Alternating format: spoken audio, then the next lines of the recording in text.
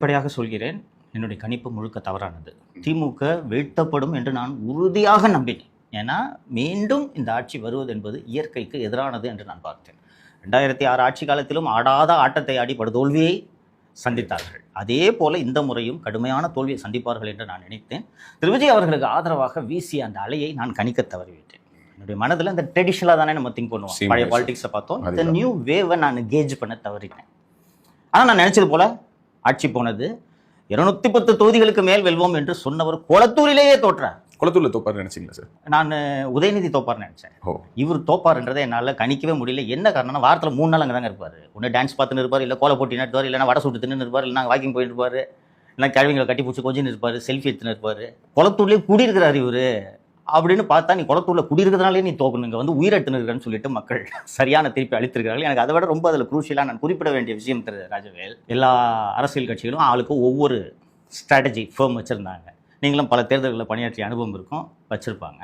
Two many cooks spoil the brothன்னு ஆங்கிலத்தில் ஒன்று சொல்லுவாங்க. இவங்க 1க்கு 4, அது பத்தாதுன்னு உளவுத்துறை, அது பத்தாதுன்னு இருக்கிற அதிகாரி அத்தனை பேரும் ஸ்ட்ராட்டஜிஸ்டாக மாறிட்டான். ஏன்டா இதில் ஒருத்தர் கூட உங்கள் சீஃப் மினிஸ்டரே தோக்க போகிறாருன்னு கூடவா கண்டுபிடிக்காமல் எதுக்குடா 4 ஸ்ட்ராட்டஜி ஃபேம் வச்சு இத்தனை கோடி ரூபாயை கொட்டி கொடுத்து செலவு பண்ணீங்க? அப்போது மக்கள் மனதை படிக்க தவறி நீங்கள் தோல்வி அடைந்தீர்கள் அப்படின்றத வந்து முதல்வர் உணரட்டும். நீங்கள் நிறைய என்னோட நிகழ்ச்சிகளை பார்த்துருப்பீங்க. நான் சொல்லிக்கிட்டே இந்த சிஎம்முக்கு தெரியல, ஏமாத்துறாங்க. எக்ஸாக்ட்லி. தொடர்ந்து நான் சொல்லிட்டு இருந்தேன். ஆனா நீங்க சொல்லும்போது அதை அவங்க ரிசீவே பண்ணல. இன்னும் சொல்ல போனா, பெண்ல வேலை பார்க்கக்கூடிய நபர்கள் தவறான ஒரு கருத்து கணிப்பு கொடுத்திருக்காங்கிறத ஃபர்ஸ்ட் பிரேக் பண்ணது நீங்க தான். அந்த நபரை வேலையை விட்டு நீக்கிட்டாங்கிறதையும் சொன்னீங்க. ஆனா அப்பவும் அதை வந்து கவர் பண்ணி அதை ட்ரை பண்ணாங்களே தவிர அதை அவங்க அக்செப்ட் பண்ணிக்கவே இல்லை. கண்ணாடி எடுத்து சிஎம் முன்னாடி காட்டுறதுக்கு ஒருத்தருமே ரெடி இல்லை. நான் பழசா இருந்தாலும் சின்னதாக அந்த ஒரு கதையை ரீகால் பண்றேன்.